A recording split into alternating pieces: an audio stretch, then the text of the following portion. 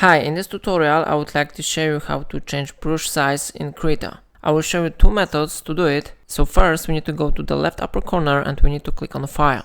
After that we need to go to New and create a new project, or you need to click Ctrl N to go to this tab.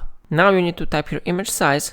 I recommend you to set it on default and then you need to click Create button. New project will be successfully created here and freehand brush tool should be selected on default.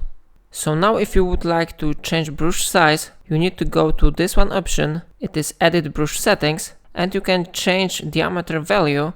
You can increase it, for example, to 218. After that, you need to close this window and your brush size will be successfully increased.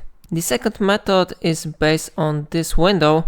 You can click on the right side to increase size of brush. How you see it has been successfully increased. But if you will click on the left side, this size will be really lower. So how you see it really works. If I helped you to do it, remember to like this tutorial and subscribe my channel. Don't forget to let me know in the comment if it solved your problem.